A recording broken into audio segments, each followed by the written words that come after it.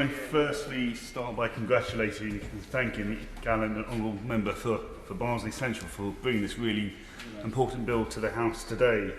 This bill is something I know that the government has been waiting to do for a while, so I rise to absolutely support its intentions, and I look forward to hopefully a unanimous decision later on when and if we do vote on it. Becoming a new parent can be an incredibly exciting time, but it can also be an incredibly anxious time. And stresses about your job being on the line can and do create additional pressure. But a lot of progress has been made in this area, and as others have spoken, more still needs to be done. I have spoken previously in this house about my own beautiful nieces and nephew, and I want all of them to have the same opportunities and support in the workplace, irrespective of whether they're male or female.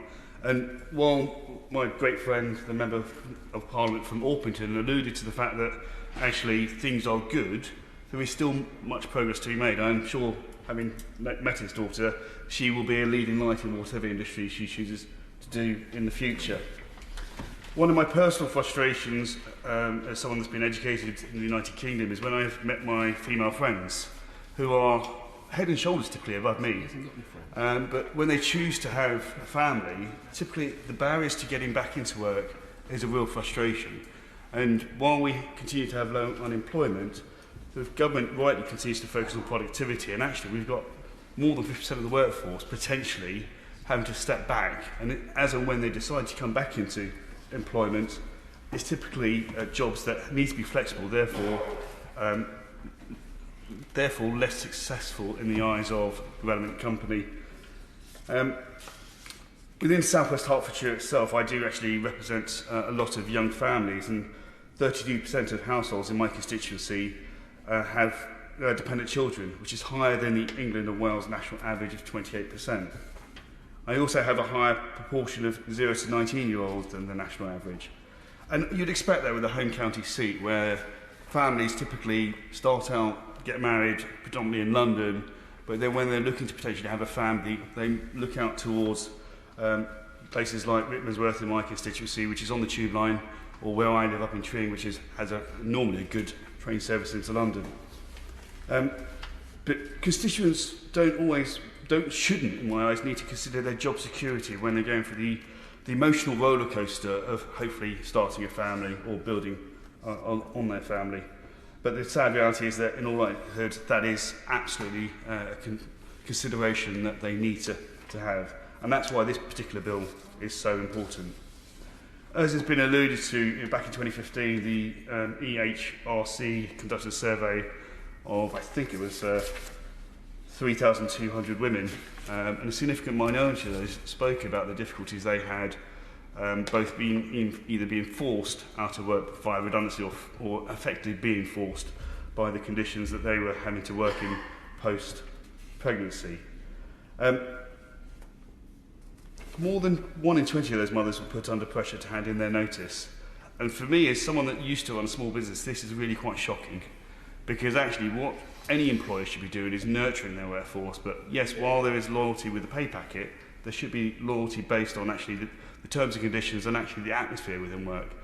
A lot of the time, and each and every one of us in this place are effectively small employers with the staff we recruit.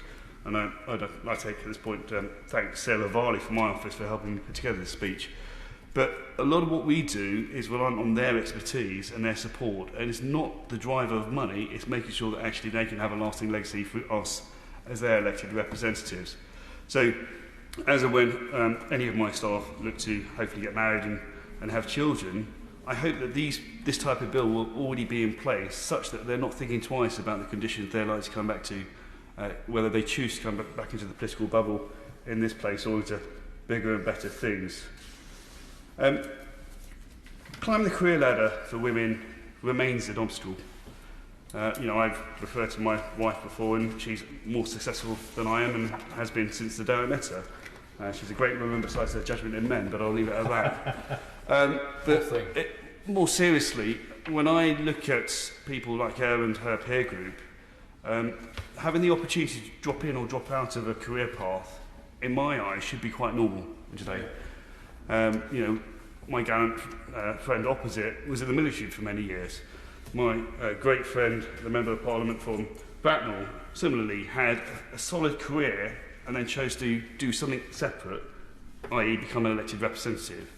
The children of today are likely to have 7 or 8 distinct careers, and we should actively encourage the horizontal movement of successful people, because actually that is how we remain a cutting-edge country.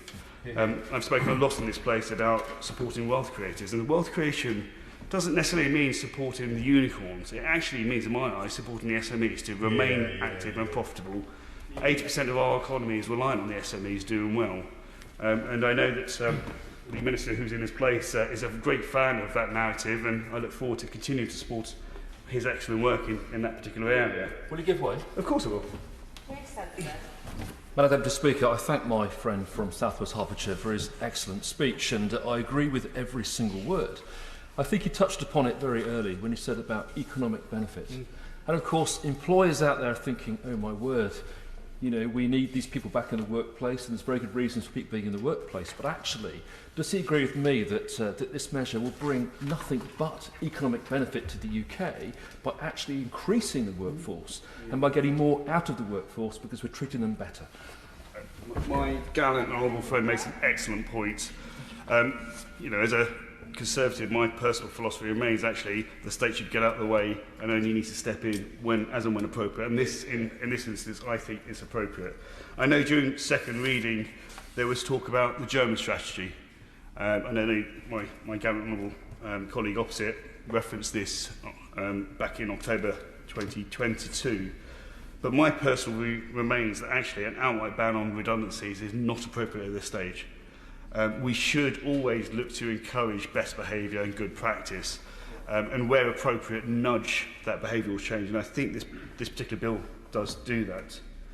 I've referred back to my own personal experience as a SME, and actually the additional barriers that this may create, as is appropriate. But if it became too onerous, actually it could be the unintended consequences would be quite significant and actually potentially make profitable companies unprofitable with a workforce that's not in place. So I remain supportive of this particular legislation because I think it's the right thing to do, and it's actually structured in a way that, in my eyes, will have the most impact. In terms of support for the reform, this government and previous governments have continued to, in my eyes, evolved this particular area of policy in the right way. It was in January 2019 that BEIS launched a consultation on pregnancy and maternity discrimination. Over 3/4 of respondents agreed that the redundancy protection currently provided when someone is on maternity leave should be extended into a period of return to work. My honourable friend from Guildford referred to actually the difficulty for a new mother that actually when they go back to work they need additional support. So having just a cut-off after pregnancy seems a bit harsh, and I think the provision about extending it onwards into the period of return to work is appropriate because everyone needs a bit of a transition because once your body but also your family and your lifestyle is fundamentally affected when you have the joy of welcoming a child to this world. It's worth noting on that particular consultation that BEIS did back in 2019, the responses just weren't only positive from employees but also employers because they understood the benefits of actually doing this, and it demonstrates the breadth of support for reform and, more importantly, I suppose in this place, the cross-party support.